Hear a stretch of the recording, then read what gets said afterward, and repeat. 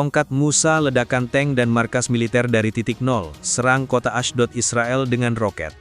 Iran masih teruskan serangan balik setelah klaim AS soal gencatan senjata. Perlawanan Palestina di Gaza mengumumkan bahwa mereka menargetkan tentara dan kendaraan Israel dalam aksi penyerangan, termasuk meledakkan sebuah tank dan menargetkan situs militer, selain menggempur kota Ashdod pada Rabu. Brigade Al-Qassam, sayap militer Gerakan Perlawanan Islam Hamas, mengatakan mereka menargetkan sebuah pos komando dan kontrol Israel di lingkungan Al-Tufah. Mereka menembaki sebuah pertemuan tentara dan kendaraan di lingkungan Tel Al-Hawa, di sebelah selatan Gaza. Al-Qassam memposting rekaman video rudalnya yang menyerang tank Israel dari jarak dekat di sekitar sekolah biarawati Merah Muda, di lingkungan Tel Al-Hawa sebagai bagian dari rangkaian operasi Tongkat Musa. Al-Qassam juga menjelaskan bahwa mereka meledakkan sebuah tank dengan ranjau darat di Jalan Al-Nasr di Gaza Barat pada 29 September lalu, menyebabkan tank tersebut terbakar dan menewaskan serta melukai para awaknya. Hal ini terjadi setelah Al-Qassam mengumumkan penembakan roket ke kota Ashdod pada Rabu, sebagai tanggapan atas penargetan warga sipil di Gaza. Sementara tentara Israel mengatakan bahwa mereka berhasil mencegat 4 roket, dan roket kelima jatuh di area terbuka. Brigade Al-Qassam mencatat bahwa pengumuman beberapa operasi lapangannya tertunda karena kompleksitas situasi lapangan, karena memerlukan penarikan mundur para pejuang dengan aman dan penyelesaian dokumentasi sebelum publikasi.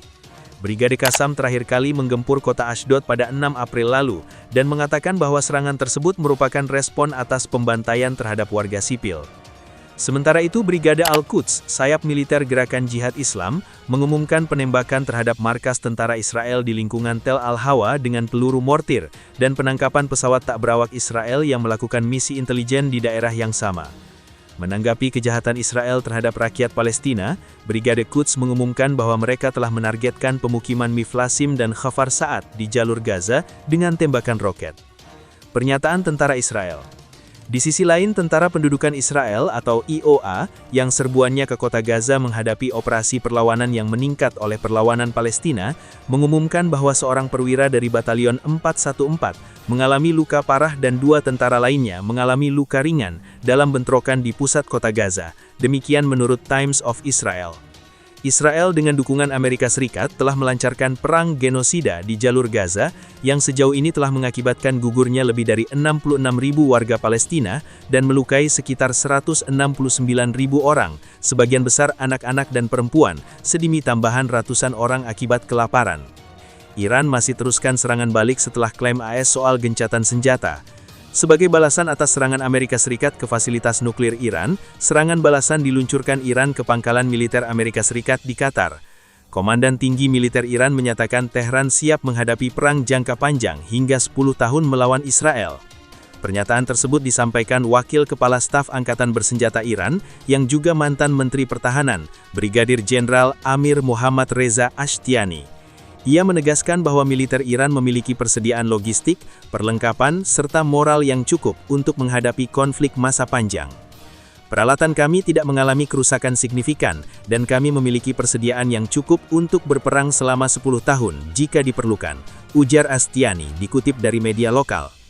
Dalam adu kekuatan militer, Iran tercatat unggul dalam 6 dari 8 kategori penilaian, yaitu jumlah personil aktif, kekuatan darat, kekuatan laut, logistik, sumber daya nasional dan finansial. Iran memiliki sekitar 610.000 personil aktif dan 350.000 pasukan cadangan. Sebaliknya, Israel memiliki 170.000 personil aktif dan unggul dalam jumlah cadangan sebanyak 465.000. Dari sisi kekuatan udara, Israel lebih unggul dengan 612 unit pesawat, sementara Iran memiliki 551 unit. Namun di sektor darat, Iran mendominasi dengan 1.996 tank dan lebih dari 65.000 kendaraan berlapis.